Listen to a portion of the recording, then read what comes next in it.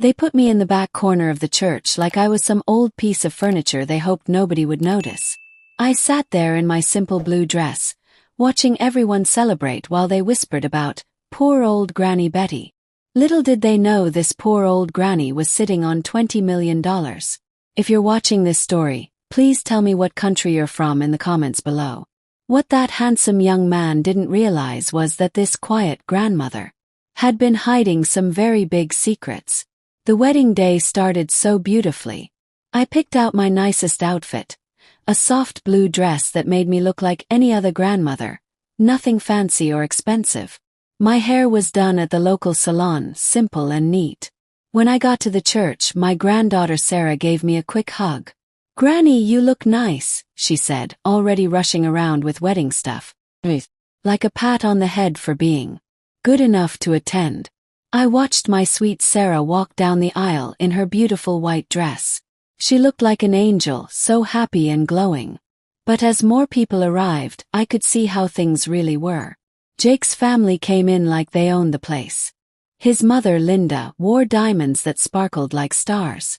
She hugged all the important people but looked right through me like I wasn't even there.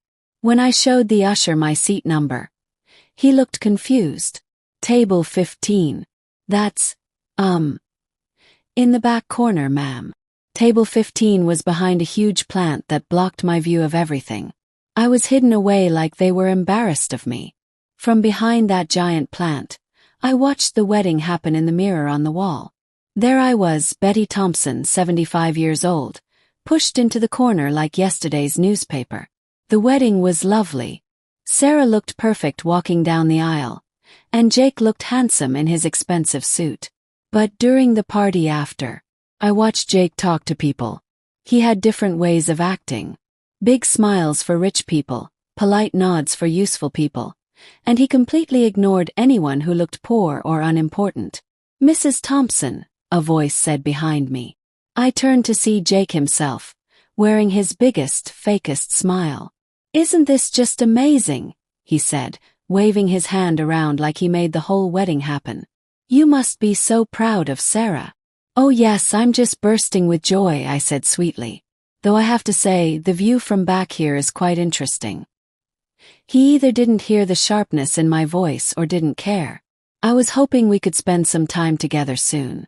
Get to know each other better. How nice. Most people usually do that before marrying into the family, but I suppose everyone has their own way of doing things. That made his smile freeze for just a second. Just a tiny moment, but I caught it. "I was thinking dinner this week. Just you and me. I have some ideas about how we could help each other as family." Help each other. That sounded suspicious. Well, I do enjoy a good dinner conversation. How about Thursday? Perfect. I know a place downtown. Very quiet. Good for important talks. Important talks about what? I wondered. My boring life. My small pension. "I can hardly wait," I said, fanning myself with my napkin. As he walked away to talk to richer people, I caught my reflection in that mirror. A gray-haired woman in simple clothes, sitting alone behind a plant. Someone who looked like she counted every penny and worried about paying bills. Exactly what I'd been pretending to be for 3 whole years. During the father-daughter dance, I quietly went to the bathroom. In that fancy mirror, I fixed my lipstick and practiced my harmless old grandmother look. When I came back to my corner, Jake was talking to an older couple, Mr. and Mrs. Chen. They were hanging on his every word like he was telling them the secrets of the universe. "Mrs. Thompson," he said when he saw me sit down. "I'm really looking forward to Thursday." "So am I, dear."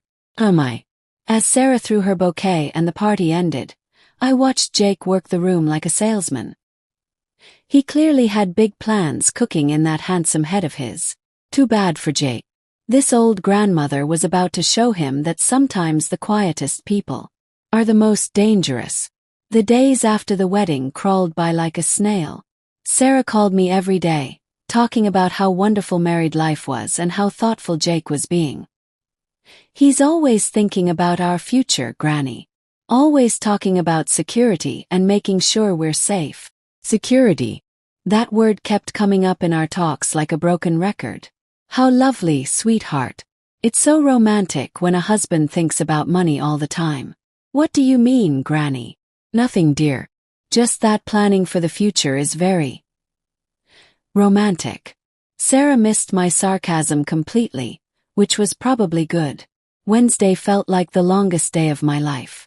I spent it doing normal grandmother things, watering plants, reading books, and wondering what my charming new grandson-in-law wanted to talk about over expensive food.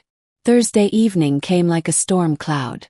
I dressed for my part as a simple grandmother. Plain black dress that said, "I don't have much money," and my mother's old pearl necklace to look respectable. The restaurant Jake picked was one of those fancy places where they probably charge you just for sitting down. The kind of place where the waiters look at you like you don't belong there. Jake was already there when I arrived, looking like a successful businessman. "Betty!" He jumped up like I was royalty. "You look wonderful." "Thank you, dear. This place is certainly impressive." And it was impressive, all right. The kind of impressive that makes you feel small and poor. We ordered wine.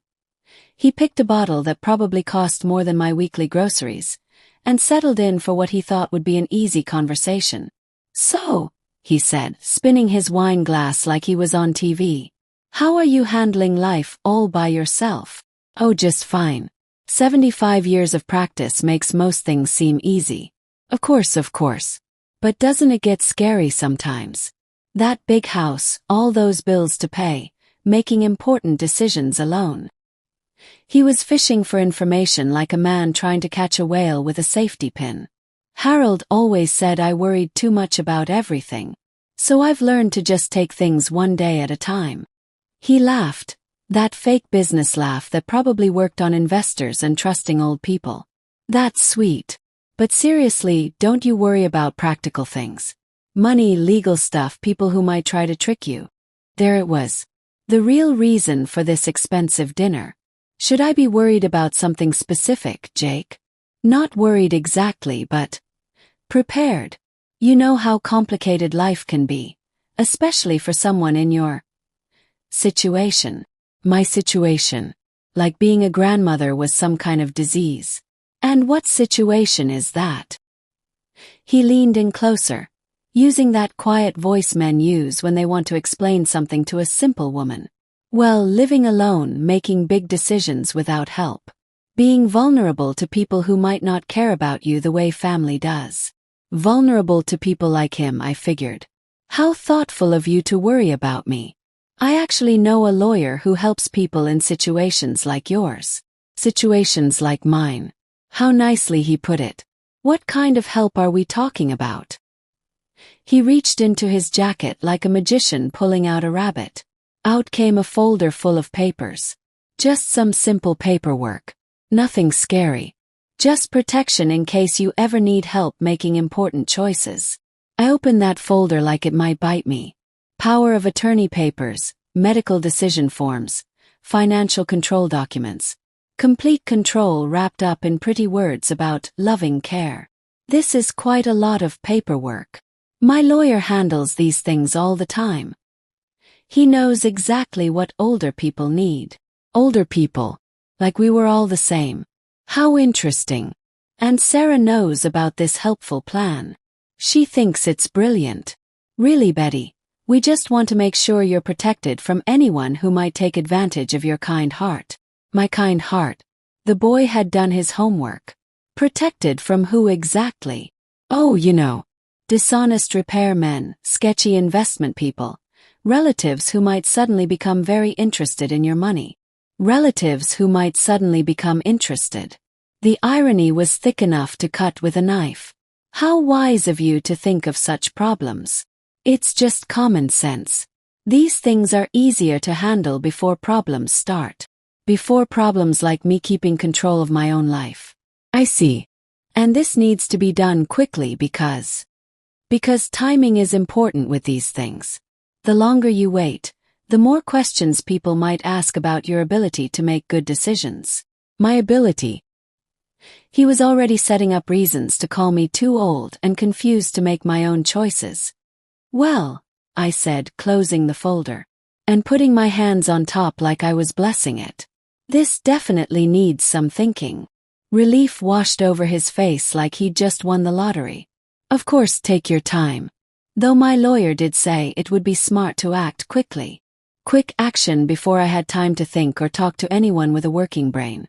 I'll want to talk to my own lawyer first. His smile flickered like a candle in the wind. Your own lawyer. Oh yes. I know it seems silly, but I'd feel better having someone explain it in simple terms. Betty, I really think we should just get this done tonight. These things work better when you don't overthink them. Don't overthink them. Before I realized I was being robbed. I'm sure your notary will understand that big decisions shouldn't be rushed. My what? Your notary. You brought one, didn't you? You seem so prepared for everything else. The fake smile fell off his face completely. How did you know about the notary? Lucky guess. You seem like someone who plans ahead. Jake stared at me for a long moment, probably trying to figure out if I was really that simple or if I was onto his game. Of course, he said finally. Take all the time you need. But his eyes said something different. His eyes said he was done playing nice with the harmless old grandmother. Too bad for Jake. This harmless old grandmother was just getting started. The weekend passed quietly, but I could feel Jake's impatience buzzing through the phone like an angry bee. Sarah called twice, both times casually asking about that helpful paperwork Jake showed you. Still thinking about it, sweetheart. Mom says he knows so much about legal stuff. Legal stuff like stealing was just another item on his resume. Monday morning brought a phone call that proved everything I suspected about Jake's true nature. Betty, it's Jake. I hope you've had time to think about our talk. Oh, I've been thinking about little else. Great. I was hoping we could meet again this week. I have more information that might help make things clearer. More information, probably more lies. How thoughtful. Same restaurant. Actually, I was thinking somewhere more private. Maybe your house. I could bring some papers that would be easier to look at in a comfortable place. My house where he could pressure me without anyone watching. What kind of papers? Just some examples of how these arrangements have helped other families. Success stories.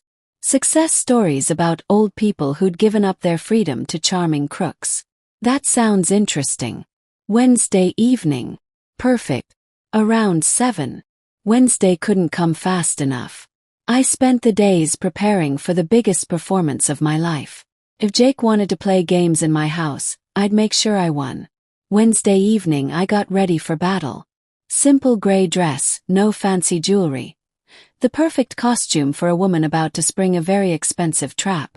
Jake arrived exactly at 7, carrying his briefcase and wearing his most trustworthy smile. Betty, thank you for letting me come over. I know this can all feel overwhelming. Oh, I'm not overwhelmed at all. Actually, I find it quite educational. He sat down in my living room like he owned the place, spreading papers across my coffee table like a card dealer. I brought some examples of families who've used these arrangements. I think you'll find them reassuring. How thoughtful. But before we talk about other people, I'm curious about your story. My story? Yes, your background. What makes you qualified to manage other people's lives? His confident look flickered like a light bulb about to burn out. Well, I have business experience. What kind of business? Investment stuff. Financial planning. For which company? I work for myself now. And before that? Different jobs in finance. Different jobs. How wonderfully vague. How long have you been advising elderly people about their money? I wouldn't call it advising. More like protective planning. And how many elderly people have you protected? A few. Families who needed guidance. Guidance they asked for, or guidance you told them they needed. The room got very quiet except for my old clock ticking on the wall. Betty, I think you might be misunderstanding what I'm trying to do. Oh, I understand perfectly.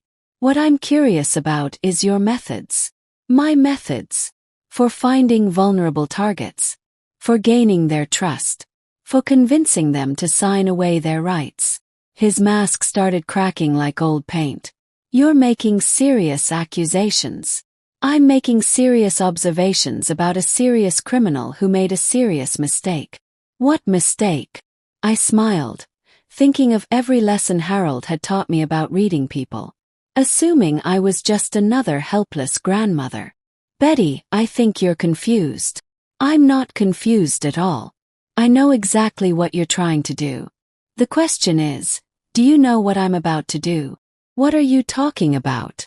I'm talking about the fact that I've been recording this conversation. I'm talking about the private detective who's been watching you. I'm talking about the police report that's already been filed. The color left his face like water down a drain. You can't prove anything. I can prove everything. Your money problems, your debts, your history of targeting old women. All of it. That's impossible. Is it? Tell me, Jake, how much do you owe to those gambling websites? He froze like a statue. How do you know about that? I know everything about you.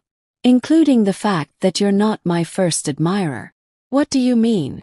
I mean you're not the first charming young man who's tried to steal from me. The difference is, this time I was ready. Ready how? I stood up, my voice getting quiet and dangerous. Ready to destroy anyone who tries to take what my husband spent 50 years building. You don't understand. I'm desperate. You need to leave. Before I call the police. Betty, please. We can work something out. The only thing we're working out is whether you leave on your own or in handcuffs. Jake gathered his papers with shaking hands. His perfect plan falling apart like a house of cards in a hurricane. This isn't over. Yes, I said, thinking of Harold's secrets waiting in the basement safe. It is. After he left, I poured myself a glass of Harold's best wine and sat in my quiet kitchen. Tomorrow I'd go to the basement and open that old safe. Tomorrow, I'd learn exactly what weapons my husband had left me. Tonight, I'd enjoy the look of panic in Jake's eyes when he realized he'd picked the wrong grandmother to mess with. Some hunters learn too late that sometimes the prey has bigger teeth than they do. Thursday morning, I stood at my basement door, holding Harold's key, my heart beating fast with worry and excitement. For 3 years, I'd avoided this moment, too sad after Harold's death to face whatever secrets he'd hidden down there. Jake had just given me a very good reason to be brave. The basement smelled like old books and Harold's aftershave, like he'd just been down there yesterday. His desk was exactly as he'd left it. Crossword puzzles, coffee-stained papers, the reading glasses he'd worn for 30 years. The safe was hidden behind a fake wall panel that looked like part of the concrete. Harold had always been smarter than he let people think. Inside I found papers that made my hands shake like leaves. Bank statements showing accounts I'd never heard of. Investment papers going back decades. Legal documents setting up trusts and protections I didn't know existed. And at the bottom, a letter in Harold's familiar handwriting that changed everything I thought I knew about my life. My dearest Betty, if you're reading this, I'm gone and someone is trying to take advantage of your good heart. I'm sorry I never told you about the money. $20 million, all protected and completely yours. I lived simply so we could die rich. And I hid our wealth so you'd be safe from people exactly like whoever made you open this safe. $20 million. I sat down hard in Harold's old chair, the numbers swimming in front of my eyes. $20 million. More money than I could spend in 5 lifetimes. The letter continued. There's a business card in this envelope for Margaret Davis. She's handled everything since I got sick. She knows about the threats you might face, and she has instructions to help you fight back. Don't let anyone steal what I spent 50 years building for you. Use every penny if you have to. Make them sorry they ever messed with my wife. I found Margaret's card and called immediately. Davis Law Office. This is Betty Thompson. I believe my husband Harold set up something for me to help. Mrs. Thompson. I've been waiting 3 years for your call. Can you come in today? How soon? How about right now? Margaret Davis's office was nothing like the scary lawyer offices on TV. bright, modern, with family pictures mixed in with law degrees. She was about 40, with kind eyes and a handshake that could crush walnuts. "Betty, please sit. Harold told me this day would come." "What day?" "The day someone would try to trick you into giving up your rights."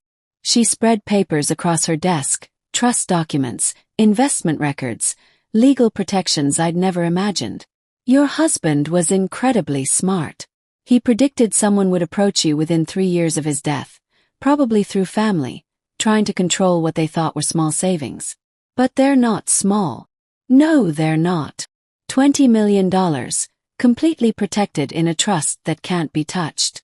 Even if someone got power of attorney, even if they convinced a judge you were too old to make decisions, they still couldn't access a penny." I leaned back, feeling like I was seeing the world clearly for the first time in years. "So Jake can't touch any of it. Jake can't touch a dime. But more importantly, you now have the resources to make sure he never tries this again with anyone else." "What do you mean?" Margaret smiled with something that looked almost scary. "I mean we're going to destroy him so completely that other criminals will tell stories about what happens when you mess with the wrong grandmother." "How?" "Criminal charges for attempted fraud, civil lawsuits. And we're going to investigate every financial move he's made for the past 10 years. "Is that legal?" "Perfectly legal. When someone tries to steal from you, we get to find out everything about their crimes."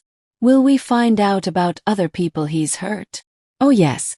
Men like Jake don't work alone. There's usually a whole network of people targeting elderly victims. We're going to find them all." I thought about Sarah, about her tears when she talked about Jake's money problems, about how perfectly he'd fooled both of us. What happens to my granddaughter's marriage? That's Sarah's choice. But she'll make it with complete information instead of lies.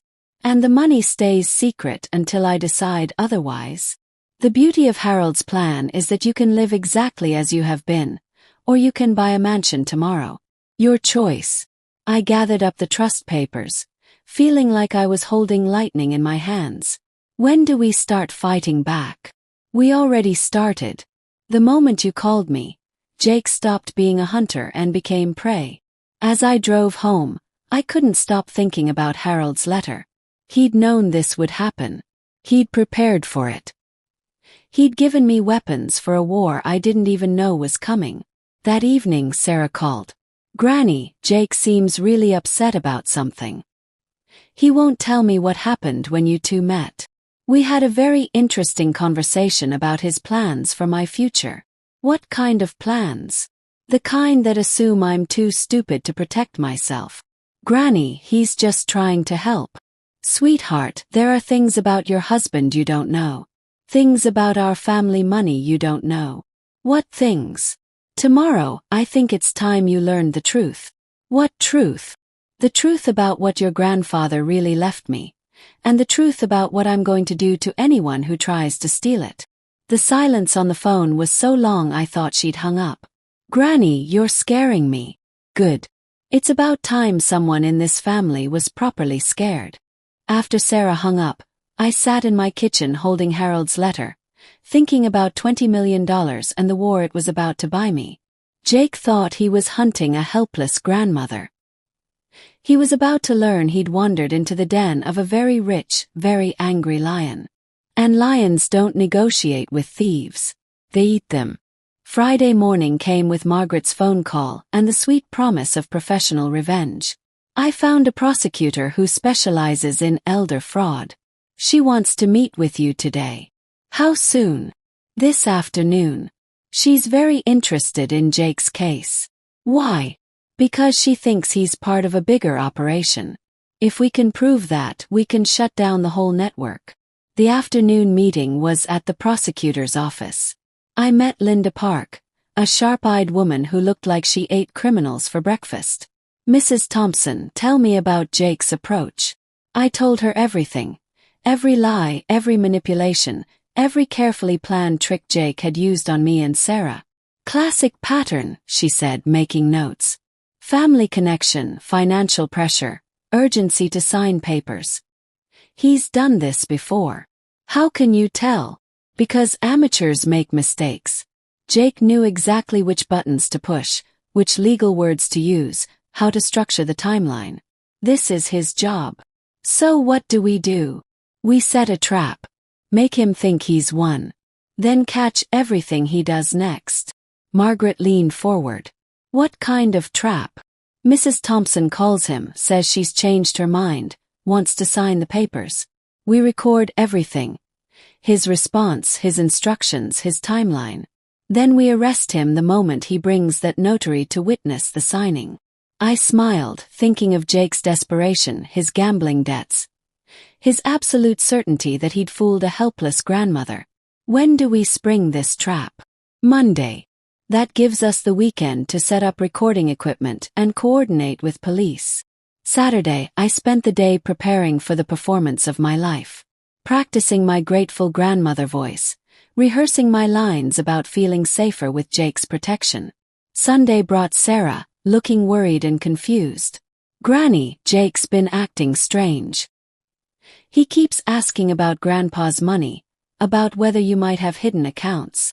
What did you tell him? That I don't know anything about your finances. But Granny, why is he so interested? Because he needs money more desperately than you know. How desperately? Desperately enough to steal it from his wife's grandmother. Sarah stared at me like I'd grown a second head. You really think he's trying to steal from you? I know he is. The question is, are you ready to see proof? What kind of proof? The kind that will end your marriage but save your grandmother. Sarah was quiet for a long time. Finally, show me.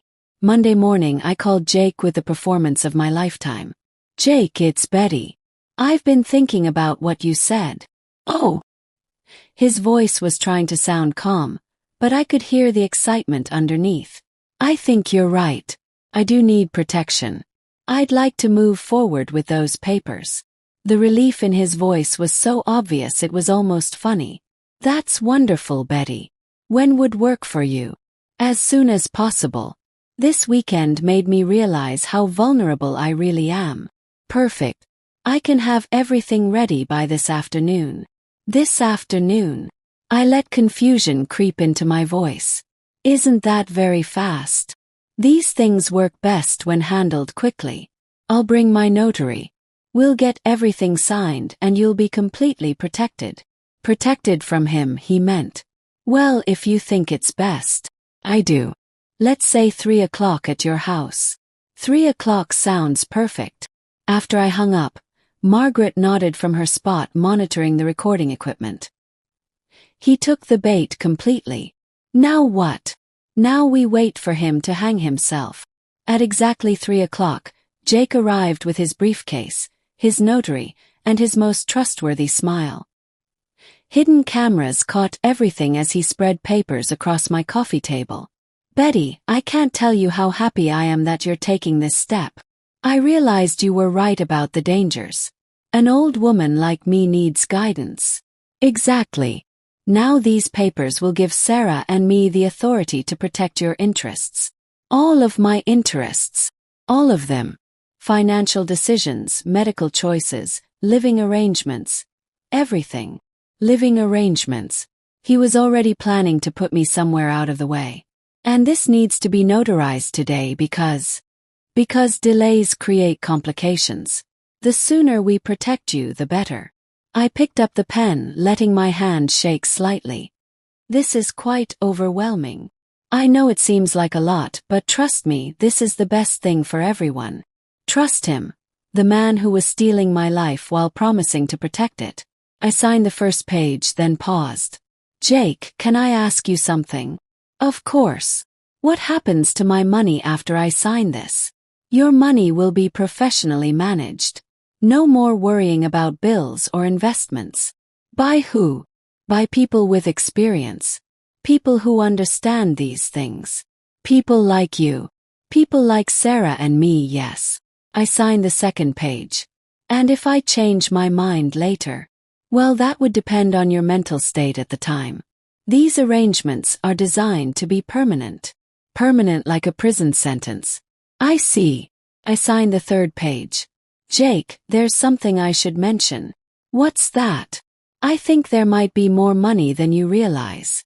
His eyes lit up like Christmas morning. More money. Harold may have had some accounts I didn't know about. Hidden investments, maybe. How much more money, Betty? And there it was. The greed, the desperation, the final proof that this was never about protecting me. I'm not sure. Maybe a lot. Jake's hands were shaking now. How much is a lot?